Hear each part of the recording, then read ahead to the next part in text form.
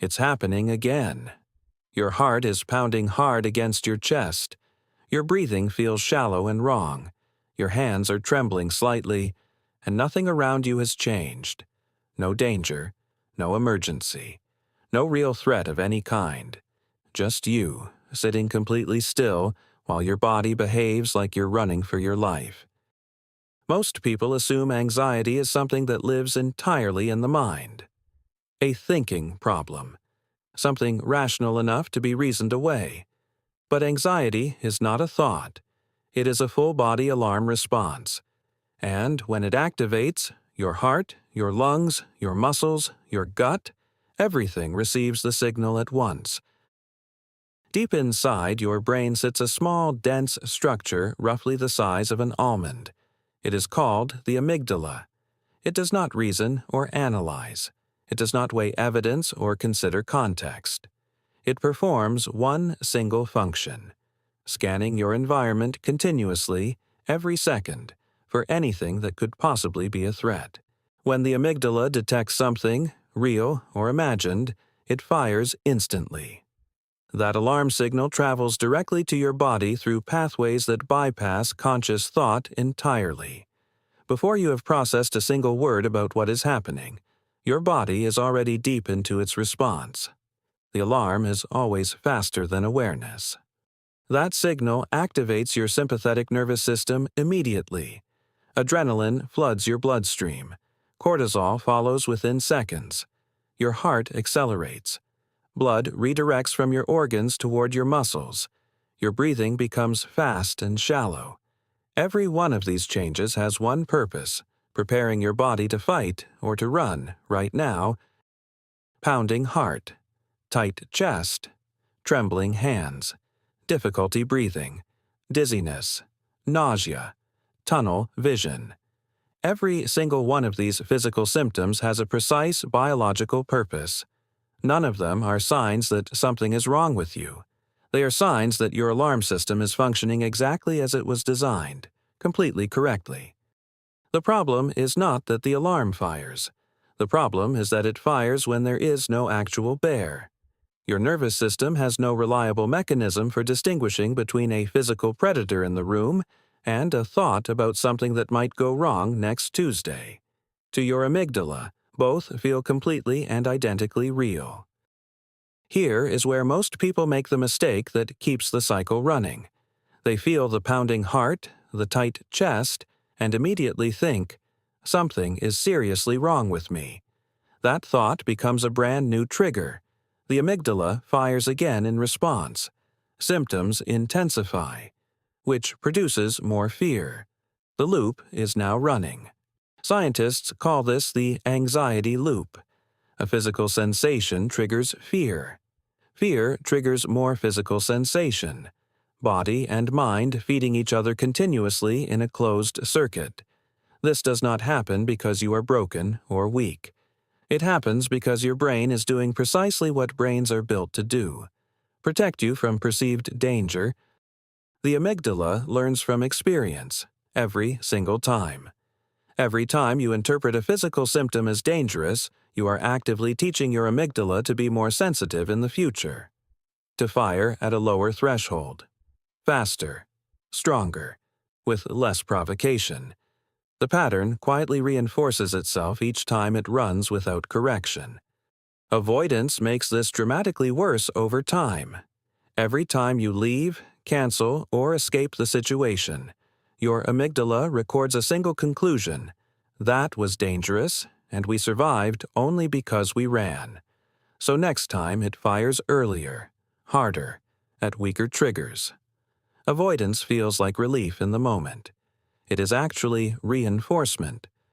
But your brain is plastic. This is not a metaphor.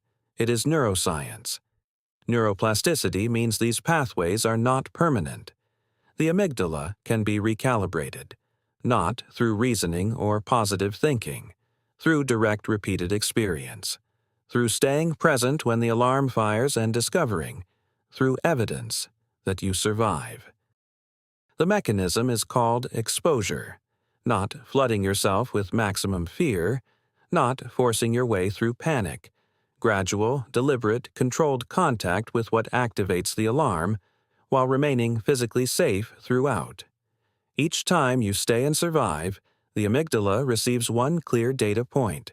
Threat level was overestimated. Recalibrate downward. The vagus nerve is your body's direct biological pathway to calm. It runs from your brainstem all the way through your throat, your heart, your diaphragm, and into your gut. When you activate it deliberately, you are physically shifting your entire nervous system out of fight-or-flight mode. You are not waiting. You are actively overriding the alarm. A slow, extended exhale directly and immediately activates the vagus nerve. The ratio matters, longer out than in. 4 seconds inhaling, 6 to 8 seconds exhaling. This is not relaxation advice or breathing technique philosophy. This is physiology. Your heart rate drops measurably with each extended exhale. The mechanism is documented and consistent. Grounding works through the same bottom-up logic. Your sensory signals travel to your nervous system significantly faster than your conscious thoughts do. Cold water on your hands, both feet pressing firmly into the floor. These are not distractions from anxiety. They are direct, high-speed inputs that reach the system before thinking can interfere. The worst response when anxiety hits is to fight it or suppress it. Resistance directly activates your sympathetic nervous system, the exact system you are trying to calm. Telling yourself to stop being anxious from inside a firing amygdala is physiologically similar to shouting at a smoke alarm to be quiet. The effort itself amplifies the signal. Acceptance produces the opposite effect at the neurological level. When you allow the physical sensation without immediately labeling it as dangerous, you remove the second trigger from the loop entirely. The anxiety loop requires fear of the symptom to sustain itself. Remove that fear, and the loop loses its only fuel source. It cannot continue. Research consistently and repeatedly shows that anxiety which is fully allowed, observed without resistance or escape, peaks naturally and then drops on its own without intervention. The average peak lasts approximately 90 seconds. Most people never discover this because they escape at 30 seconds, right before the natural resolution begins. Your body is not broken. It is not malfunctioning in any way. It is running a threat response protocol that was built for a world where threats were physical, immediate, and visible. You are running ancient hardware on a modern problem. The hardware is functioning with complete accuracy. The mismatch is at the input, not inside the system. Your brain is not broken. Everything you feel is completely real. The pounding heart is real. The chest tightness is real. The physical sensations are genuine and undeniable. But the story your mind builds on top of those sensations, that something is fundamentally wrong with you, that narrative is learned. And learned things can be unlearned. The amygdala responds directly to accumulated evidence. Every time you feel the physical sensation, remain present and survive the experience. You send your amygdala one clear message: not a threat. Over time, across many repetitions, the calibration shifts measurably. This is not encouragement. This is a documented structural change in threat processing. 3 things are shown to directly recalibrate amygdala sensitivity over time. Regular aerobic exercise, it measurably lowers the baseline threat threshold. Quality sleep, because even mild sleep deprivation increases amygdala reactivity significantly. And the repeated practice of staying present with the sensation instead of escaping when the alarm fires. Your nervous system is not your enemy. It has never been your enemy. It is attempting to protect you using every mechanism available to it. It simply needs updated information to work with. New experiences. Repeated evidence that the world is safer than the alarm currently believes. You provide that evidence through consistent action, not through thought.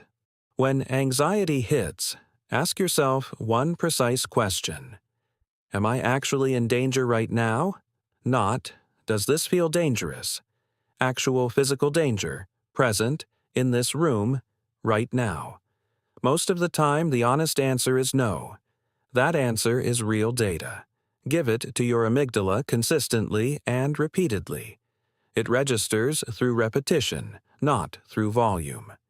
The next video goes deeper into the anxiety loop itself. Why the standard advice, just breathe, just think positively, just relax, so consistently makes the loop worse instead of better. And what the neuroscience actually shows about interrupting the cycle at the level where it originates. Not treating the symptom. Addressing the source directly,